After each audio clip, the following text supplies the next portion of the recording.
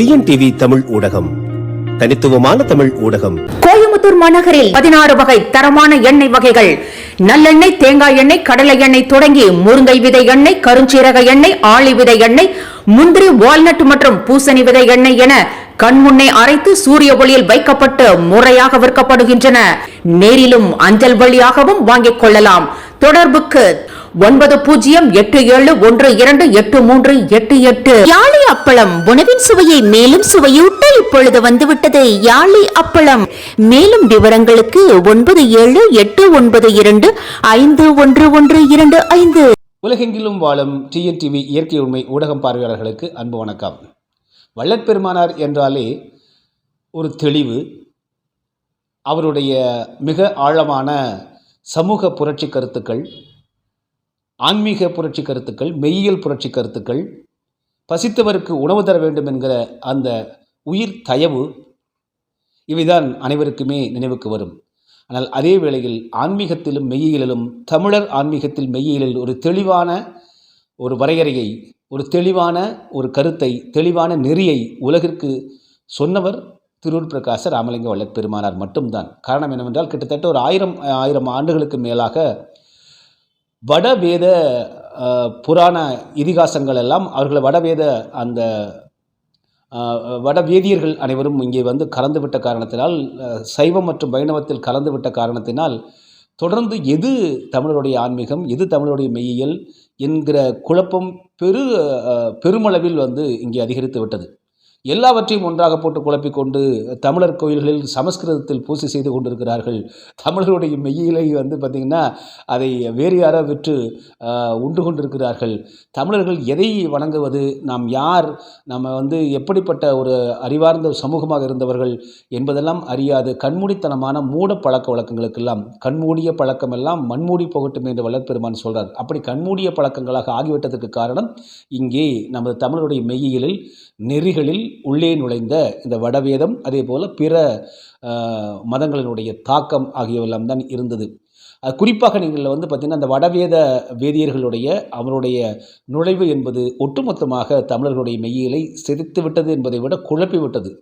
இப்படிப்பட்ட நிலையில் தான் வள்ளற்பெருமானார் 200 ஆண்டுகளுக்கு முன்பாக தோன்றி 50 ஆண்டுகள் இந்த மண்ணில், 51 ஆண்டுகள் இந்த மண்ணிலிருந்து 5000 ஆண்டுகளுக்கு நமக்கு தேவையான ஒரு தெளிவை அளித்திருக்கிறார். 5000 ஆண்டுகளாக இருந்த ஒரு தெளிவையும் நமக்கு திருப்பி அளித்திருக்கிறார். 5000 ஆண்டுகளுக்கு முன்னால் இருந்த தெளிவையும் நமக்கு திருப்பி அளித்திருக்கிறார்.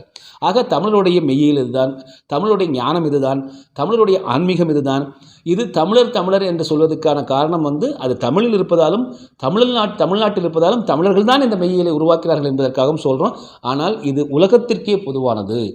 இதுதான் தமிழருடைய மெய்யியல், இதுதான் தமிழுடைய மெய்ஞானம். தமிழுடைய மெய்ஞானம் மட்டும்தான் உலகத்திற்கே பொருத்தமான ஒரே மெய்ஞானமாக, ஆன்மீகமாக இருக்க இயலும். ஏனென்றால் சாதியும் மதமும் சமயமும் பொய் என்று ஆதியில் உணர்த்திய அருட்பெருஞ்சோதி என்று வள்ளற்பெருமானார் சொல்கிறாங்க. அப்போ சாதி, சமயம், மதம் என்பதெல்லாம் பொய் என்று அருட்பெருஞ்சோதி ஆண்டவன் இறைவரே சொல்லிட்டாப்பா அப்படின்னு சொல்லக்கூடிய ஒரே வந்து பார்த்திங்கன்னா மெய்யியல் ஞானம் பெற்றவர்கள் இருக்கக்கூடிய மண்ணும், அது சார்ந்திருக்கக்கூடிய இனமும் தமிழர்களமாக இருக்குது. ஆக இது அனைவருக்குமே பொருத்தமானது என்பதைத்தான் நம்ம சொல்கிறோமே. இது தமிழருக்கு மட்டுமே ஆனது அல்ல, அது முதல்ல புரிந்து கொள்ள வேண்டும். தென்னாடுடைய சிவனையே போற்றி எந்நாட்டவர்க்கும் இறைவா போற்றி என்று சொன்னதற்கு காரணம், அந்த தென்னாடுடைய சிவன் வழிபாடு, சீவன் வழிபாடு என்பது கிட்டத்தட்ட நீங்கள் உண்மையிலேயே அதுதான் வந்து பார்த்திங்கன்னா ஒரு சன்மார்க்கமாக இருந்திருக்கிறது. அது காலப்போக்கில் நம்ம ஏற்கனவே குறிப்பிட்டதை போல் துருசு ஏறிவிட்டது. அதிலும் வந்து பார்த்திங்கன்னா இந்த வடவேத வேதியர்கள் அவர்கள் தங்களுடைய பழக்க வழக்கத்தை உள்ளே நுழைத்து அதை தங்களுடையதை ஆக்கி கொண்டு சமஸ்கிருதமயமாக்கி அதை பூசை புனஸ்காரங்கள் எல்லாம் ஆக்கி வேள்விகளை, புதிதாக வேள்விகளை எல்லாம் கொண்டு வந்து, அவர்கள் பாணி வேள்விகள் எல்லாம் கொண்டு வந்து ஒட்டுமொத்தமாக அவர்கள் ஆக்கிரமித்து கொண்ட காரணத்தினால் தமிழர்கள் தங்கள் சுய அடையாளத்தை எப்படி இழந்தார்களோ, மறந்து போனார்களோ, அதுபோல் தமிழர்கள் தங்களுடைய சுய மெய்யியல், இறையியல், ஆன்மீகத்தையும் இழந்து விட்டார்கள். இப்படி ஒரு சாதியும் மதமும் சமயம் இல்லாத ஒரு சமுதாயம், ஒரு இனம் இருந்தால்தான் உலகத்திற்கே நீங்கள் வந்து சாதியும் சமயமும் மதமும் பொய் என்று சொல்ல முடியும். உலக மக்களுக்கு வந்து தெளிவு ஏற்படுத்த முடியும். அப்படிப்பட்ட தெளிவை ஏற்படுத்த வேண்டிய தமிழர்களுக்கே நீங்கள் வந்து பார்த்திங்கன்னா இந்த மெய்யியலாளர்களுக்கு இங்கே இந்த வட வேதியர்களுடைய ஆக்கிரமிப்பு காரணமாக தங்களுடைய சுயத்தை இழந்து விட்டார்கள். அப்படி எப்படி உலகத்திற்கு சொல்ல முடியும்? அதனால தான் வள்ளற்பெருமானார் 106 ஏக்கரில் ஒரு பெருவழித்தலம் ஒன்றை அமைத்து அந்த 106 ஏக்கரும் பெருவழித்தலம் என்றார். அது என்ன காரணத்துக்காக 106 ஏக்கர் என்று பல பேர் கேட்டுட்ருக்காங்க. அங்கே இருப்பது வந்து ஒரு தர்மசாலை தானே, அங்கே இருக்கக்கூடிய ஒரு ஞானசபை தானே, எதற்காக 106 ஏக்கர் என்கிற கேள்வியை கேட்குறாங்க. அந்த 106 ஏக்கர் தான் உங்களுக்கு வந்து உலகத்திலேயே நீங்கள் வந்து பார்த்தீங்கன்னா திருவருட்பெருவெளி தலம், உத்தரஞான சிதம்பரம், உத்தரஞான சித்திபுரம் என்று வள்ளற்பெருமானார் சொல்கிறாங்க. அந்த 106 ஏக்கருக்குள்ளே நீங்கள் வந்து கால் வைத்து விட்டாலே நீங்கள் சாதி, சமயம், மதம், ஆண் பெண் பாலின வேறுபாடு கடந்தவராக ஆகிறீர்கள். நீங்கள் தூய ஆன்மாவாக இறைவருடைய அணுவினுடைய சிற்றணுவாக நீங்கள் அங்கே உணரப்படுகிறீர்கள். நீங்கள் அதுக்கு வெளியில் போனீங்கன்னா தான் நீங்கள் சாதி, மதம், சமயம் எல்லாம் இருக்குது இல்லையா, சமுதாயத்தில் இருக்குது. அதை 106 ஏக்கருக்குள் நீங்கள் கால் வைத்து விட்டால் சாதி, மதம், சமயம் எதுவுமே கிடையாது என்று வள்ளலார். அப்போ லட்சக்கணக்கான மக்கள் அங்கே வந்து கூடுவதற்காகவும், லட்சக்கணக்கான மக்கள் அங்கே வந்து எதிர்காலத்தில் வருவார்கள் என்கிற காரணத்திற்காகவும் 1800களிலேயே வள்ளற்பெருமானார் 106 ஏக்கர் நிலத்தை தானமாக பெற்று அங்கே வந்து உத்தரஞான சிதம்பரம், உத்தரஞான சித்திபுரம் திருவருட்பெருவெளி தலத்தை அமைத்தார். அங்கே அமைத்ததோடு மட்டுமல்லாமல் அங்கே உணவு சமைத்து இருப்பவர்கள் தங்களிடம் உள்ள பொருட்களை, மளிகை பொருட்களை, அரிசி உள்ளிட்ட எண்ணெய் உள்ளிட்ட பொருட்களை கொண்டு வந்து கொடுத்தால், காய்கறிகளை கொண்டு வந்து கொடுத்தால் அதை சமைத்து இல்லாதவர்களுக்கு அளிக்க வேண்டும் என்பதுதான் அந்த தர்மசாலையின் நோக்கம். அப்படித்தான் 150 ஆண்டு காலமாக அந்த தர்மசாலையை வந்து அவர் வள்ளற்பெருமானாரே தன் கைப்பட அந்த அடுப்பை பற்ற வைத்து தொடங்கினார். இன்னும் அது வந்து அணையாமல் அதை வந்து புகைந்து கொண்டே இருக்க வேண்டும் என்று வள்ளற்பெருமானார் சொல்கிறாங்க. அணையாமல் அது அனைவருக்கும் உணவு கொடுத்து கொண்டிருக்கிறது அப்படின்னு பார்க்குறோம். இதற்கு பிறகு முதல்ல வந்து பசி அறிவிட வேண்டும். ஆனால் பசி என்பது ஒரு அவத்தைங்கிறாங்க. 35 விதமான அவத்தைகளை கொடுக்கணும்னு வள்ளற்பெருமானார் சொல்கிறாங்க. மரண அவத்தைன்றாங்க பசி. ஒரு நேரம் ஒரு 3 வேளையுமே நம்ம மரணத்துக்கிட்ட போயிட்டு தான் வந்துட்டுருக்கோம் அப்படிங்கிறத வள்ளற்பெருமானார் சொல்கிறது. அப்போ நம்ம வீட்டுக்கு எப்படி வாடகை கொடுப்போமோ அதுபோல் இந்த உடலுக்கு நாம் கொடுக்கக்கூடிய வாடகை தான் உணவு என்று சொல்கிறார் வள்ளற்பெருமானார். ஆக அப்படி நம்ம பார்க்கும் பொழுது இந்த பசித்தோருக்கு உணவு கொடுப்பது இதுதான் உயிர் தயவு, ஜீவகாருண்யம், ஜீவகருணை என்று சொல்லக்கூடிய உயிர் தயவு என்பது இதுதான். இப்போ சாப்பிட்டு முடிச்ச உடனே அடுத்தது என்ன, ஞானத்தை பற்றி நாம் சிந்திக்க வேண்டும். அதற்காகத்தான் அங்கே பக்கத்தில் ஞான சபை ஒன்றை மனித தலைவடிவிலேயே கட்டினாங்க வள்ளற்பெருமானார். அதை தெற்கு நோக்கி கட்டி அதில் நீங்கள் வந்து பார்த்தீங்கன்னா நடுவே வந்து ஒரு 7 திரைகளை வைத்து அந்த 7 திரைக்கு பிறகு ஒரு விளக்கை வைத்து அவர் வந்து ஒரு வழிபாட்டு முறையை நமக்கு அளிச்சிருக்காங்க. அது எப்படின்னா பூச விண்மீன் நாள் என்று சொல்லக்கூடிய மாத பூசத்தன்றும் அதே போல் தைப்பூசத்தன்றும் தைப்பூச விண்மீன் நாள் அன்றும் தான் மிக முக்கியமாக அந்த வழிபாட்டை முன்னிலைப்படுத்துகிறார் வள்ளற்பெருமானார். அந்த காரணம் என்னென்னா தைப்பூசத்தன்று தான் நீங்கள் வந்து பார்த்தீங்கன்னா சூரியனும் சந்திரனும் அன்று நமக்கு கண்களுக்கு நேருக்கு நேர் தோன்றுவாங்க. அன்று முழு நிலவு நாள், தை மாதம், பூச வெண்மையின் நாள். அந்த நாளில் வந்து சூரியனும் கண்ணுக்கு தெரியும், சந்திரனும் கண்ணுக்கு தெரியும். அப்போ நீங்கள் தெற்கு பார்த்திருக்கக்கூடிய ஞான சபையை வடக்கு நோக்கி நின்று நாம் வந்து வணங்கும் பொழுது முதல்ல என்ன பண்ணுவாங்க, 7 திரை விளக்குவாங்க. விளக்கிட்டு அந்த 7வது திரைக்கு பின்னால் இருக்கக்கூடிய அந்த விளக்கை அருட்பெருஞ்சோதி ஆண்டவர் அந்த சோதியை நமக்கு கண்ணில் காமிப்பாங்க. அப்போ காண்பிக்கும் போது இடதுபுறம் சந்திரன் வானத்திலும் வலதுபுறம் சூரியன் வானத்திலும் நெற்றி பொட்டுக்கு நேர் எதிரே வந்து அந்த 7 திரை விளக்கிய அந்த அருட்சுடர் சோதியும் நமக்கு கண்ணுக்கு தெரியும். இந்த 3 சுடர்களைத்தான் சந்திரன் என்கிற ஒளி, சூரியன் என்கிற ஒளி, இங்கே வந்து ஞான சபையில் ஏற்றப்படக்கூடிய அந்த அருட்பெருஞ்சோதி அந்த சோதி, இந்த 3 சுடரைத்தான் முச்சுடர் ஆதியால் எச்சக உயரியும் அச்சரக்காத்தருள் அருட்பெருஞ்சோதி என்று சொல்கிறாங்க. இந்த 3 தரிசனத்தையும் பார்ப்பதைத்தான் சந்திர சூரியர் ஒளிபெற விளங்கும் திருவருட்பெருவெளி தலத்தெள்ளும் சுடரே என்று வள்ளற்பெருமானார் அந்த அருட்பெருஞ்சோதி ஆண்டவரை அங்கே ஞான சபையில் ஏற்றப்படக்கூடிய விளக்கை வந்து குறிப்பிடுறாங்க. அருட்பெருஞ்சோதி ஆண்டவராகவே குறிப்பிடுறாங்க. ஆக இந்த ஞானத்தை நாம் பெற வேண்டியது அவசியமாக இருக்கிறது.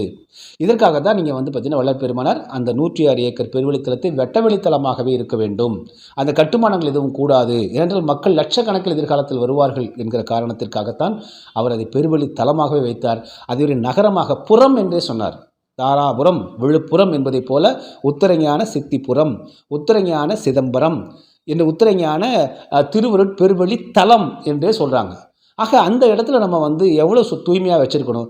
அங்கே போய் கட்டுமானங்களை கட்டுறது, அப்புறம் வந்து கழிவறையை கட்டுறது, நாங்கள் ரோடு போடுறோம், ஆர்ச்சு போடுறோம், அங்கே போய் சர்வதேச மையம் கட்டுறோம் என்பதெல்லாம் வந்து பார்த்திங்கன்னா இந்த வள்ளற்பெருமானாருடைய அடிப்படையிலே வந்து சொல்லக்கூடிய அந்த 106 ஏக்கர் திருவருட்பெருவெளித்தலம், அந்த ஞான சபை, அந்த தர்மசாலை ஆகியவற்றுடைய இந்த சன்மார்க்க சமரச சுத்த சத்திய சன்மார்க்க நெறியே வந்து முழுமையாக அழித்தொழிப்பதற்கான ஒரு காரணமாக இந்த கட்டுமானங்கள் ஆகிவிடும் என்பதைத்தான் நம்ம தொடர்ந்து சொல்லிகிட்டு இருக்கோம்.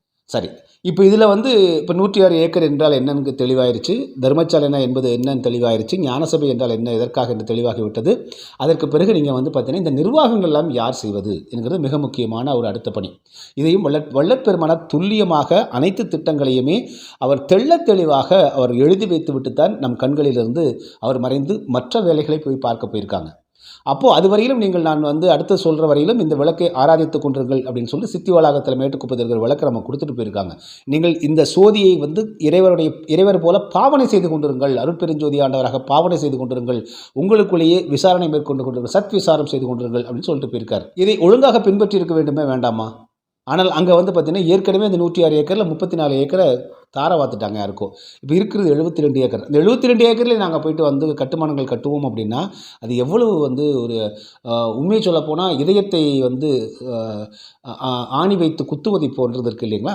உண்மையிலேயே நீங்கள் வந்து இந்த சமரச சுத்த சன்மார்க்க நெறி வள்ளற்பெருமானை என்ன பார்வையில் என்ன பொருளில் அவர்கள் வடிவமைத்தார்கள் என்பதை நாம் அறியும் போது நமக்கு இப்படி ஒரு வேதனை ஏற்படுகிறது. அது மட்டும் இல்லாமல் அது யார் நிர்வாகம் செய்வது என்பதை தான் சாதுக்கள் என்பதை அவர் சொன்னார். இந்த சாது என்பது கல்பட்டு ஐயா அப்படிங்கிற ஒருத்தர் இருந்தார். அவர் தான் வந்து வள்ளற்பெருமானாரை நேரடியாக தேடி கண்டுபிடித்து அவர் பயிற்சி அளித்தார்.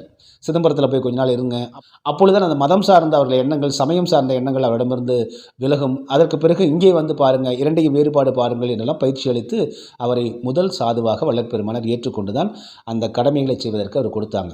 அப்போ இந்த சாது என்பவர் யாராக இருக்க வேண்டும் என்பது வள்ளற்பெருமானார் தெள்ளத் தெளிவாக அதற்கும் வரையறை சொல்கிறாங்க. தேக சுதந்திரம், போக சுதந்திரம், ஜீவ சுதந்திரம், இந்த 3 சுதந்திரத்தையும் இறைவரிடம் கையளித்து விட்டு ஒப்படைத்து விட்டு சரணாகதி அடையக்கூடியவர்கள் தான் உண்மையான சாதுக்கள். இவர்கள் தான் உண்மையான துறவிகள். நம்ம துறவின்னா காவி கட்டிட்டு பொண்டாட்டி பிள்ளை விட்டுட்டு போயிட்டா உடனே திறந்துட்டு போயிட்டாரு, இருக்கிற சொத்து பத்தெல்லாம் விட்டுட்டு போயிட்டாரு, இவரை துறவி என்று சொல்லலாமா என்றால் கூடாது. அது துறவு என்பது அந்த துறவுக்கான அந்த துறவு என்கிற சொல்லுக்கான பொருள் அது அல்ல. துறவு என்றால், சாது என்றால், உண்மையிலே துறவி என்றால், அவர் சாது என்றால், நீங்கள் வந்து பார்த்தீங்கன்னா மெய்யியலில் உயர்நிலையில் இருக்கிறார்கள், உயர்நிலைக்கு செல்ல விரும்புகிறார்கள் என்றால் அவர்கள்தான் உண்மையான சாதுக்கள். அவர்களுக்கு மிக முக்கியமான அடையாளம் என்னவென்றால், அவர்களுக்கான கட்டளை என்னவென்றால், இந்த தேக சுதந்திரம், போக சுதந்திரம், ஜீவ சுதந்திரம் ஆகிய 3 சுதந்திரம் இறைவரிடம் கையெழுத்து விட்டு இறைவருடைய சுதந்திரத்தில் அவர்கள் இருக்க வேண்டும். அப்படின்னா என்ன அர்த்தம்? தேக சுதந்திரம்னா என்ன? உடல் சுதந்திரம். உடலுக்கு நம்ம வந்து உலகத்தில் இந்த வந்து பார்த்திங்கன்னா இந்த ஒட்டுமொத்த அமைப்பு எப்படி இருக்குது? ஆண் பெண் சேர்றாங்க, ஒரு குழந்தை பிறக்குது, அவர்கள் வளர்த்துறாங்க.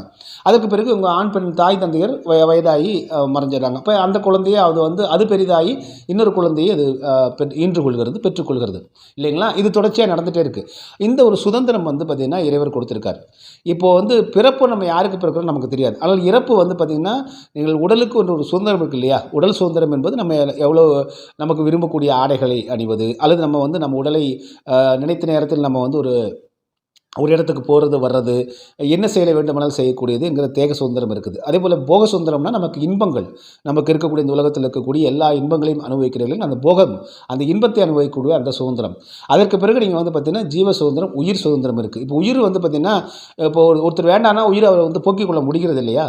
அப்போ இந்த உயிருக்குன்னு ஒரு சுதந்திரம் கொடுத்துருக்காரு இறைவர். அப்படிங்கிறதான் இந்த 3 சுதந்திரங்கள். இந்த 3 சுதந்திரங்கள் தான் மக்கள் வந்து இங்கே வந்து இந்த மயக்க நிலையிலே மாயை என்று சொல்லக்கூடிய இதிலேயே உடல வைத்துக் கொண்டிருப்பது இந்த 3 சுதந்திரங்கள் தான், அது தனி. ஆனால் இந்த 3 சுதந்திரங்களையும் நான் என்ன செய்யணும்னா இறைவருக்கு கொடுத்து விட வேண்டும், அடிமை சாசனம் எழுதி கொடுத்து விட வேண்டும் என்று சொல்றார் வள்ளற்பெருமானார். அப்படி வள்ளற்பெருமானாரே அவர் வந்து அடிமை சாசனம் இறைவருக்கு எழுதி கொடுத்திருக்கார்.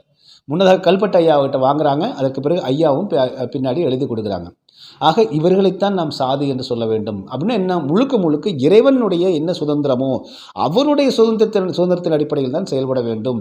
தனக்கான உடல் சுதந்திரமோ, தனக்கான இன்ப சுதந்திரமோ, தனக்கான இந்த உயிர் சுதந்திரமோ இருக்காது. ஏனென்றால் அதுக்கு வள்ளற்பெருமானார் சொல்றாரு, இந்த 3 சுதந்திரத்தையும் கொடுத்தவன் இறைவன்றார். இந்த 3 சுதந்திரத்தையும் உங்களுக்கு கொடுத்தவன் அருட்பெருஞ்சோதி ஆண்டவன், அதனால் அவங்களை திருப்பி கொடுத்துறான்றார். இது உரிமை பறிப்பல்ல. என்னப்பா நமக்கு வந்து போய் இப்படிலாம் சொல்லாமல், ஒரு மனிதனாக பிறந்தவன் அவன் இந்த சுதந்திரத்தை கூட இல்லை என்றால் என்னது? அப்போ அடிமையாக சொல்கிறீர்களா என்றால் யாருக்கு அடிமையாக சொல்கிறது? அந்த சுதந்திரத்தை யார் கொடுத்தார்களோ அவரிடமே கொடுத்து விட்டு அந்த இன்ப சுதந்திரத்துக்கு இறைவன்கிட்டே போயிடுறது. இறைவனுடைய நேரடி கட்டுப்பாட்டுக்குள் நாம் சென்று விடுவது. அது எவ்வளோ பெரிய சுகம் அது இல்லைங்களா? அப்போது நமக்கு இந்த சிற்றின்பம் பேரின்பம் சொல்லக்கூடியது வந்து பார்த்திங்கன்னா இதுதான். இந்த சிற்றின்பத்திலிருந்து பேரின்பத்திற்கு போய்விடுவது தான் அது இறை சுதந்திரத்தில் இருக்கக்கூடியது. அவர்களைத்தான் நீங்கள் வந்து சாதுக்கள் என்று சொல்ல வேண்டும், அவர்களைத்தான் நீங்கள் துறவிகள் என்று சொல்ல வேண்டும். சும்மா காவி வெட்டி கட்டிட்டு வெள்ளை துணியை போட்டுக்கிட்டு நான் சாது நான் துறவி அப்படின்னு சொன்னால் அது வந்து ஏற்புடையது அன்று அப்படிங்கிறது தான் வள்ளற்பெருமானாருடைய இந்த வரையறையாக இருக்கிறது. எனவே இந்த சாதுக்கள் தான் இந்த 106 ஏக்கர் பெருவெளித்தலத்தையும் ஞானசபையும் தர்மசாலையும் நிர்வாகம் செய்ய வேண்டும். அவர்களுக்கு பின்னால் இருந்து கொண்டுதான் மற்றவர்களெல்லாம் அவர்களுக்கு உதவ வேண்டும். இதுதான் அந்த ஒட்டுமொத்த சமரச சுத்த சத்திய சன்மார்க்கத்தினுடைய அடிப்படை. எனவே அதை நோக்கி எதிர்காலத்தில் செயல்பாடுகளெல்லாம் நகரும் வகையில்தான் வள்ளற்பெருமானார் செயல்படுவார்கள். அருட்பெருஞ்சோதி ஆண்டவரும் அதை ஆசீர்வதிப்பார்கள் என்பதுதான் நம்ம இந்த காணொலியில் வாயிலாக நாம் முன்வைக்கின்ற மிக முக்கியமான ஒரு பேருண்மையாக இருக்கிறது. மீண்டும் மற்றொரு காணொலியில் உங்களை சந்திக்கிறேன். அதுவரை நன்றி, அன்பு, வணக்கம். டிஎன்டிவி தமிழ் ஊடகம், தனித்துவமான தமிழ் ஊடகம்.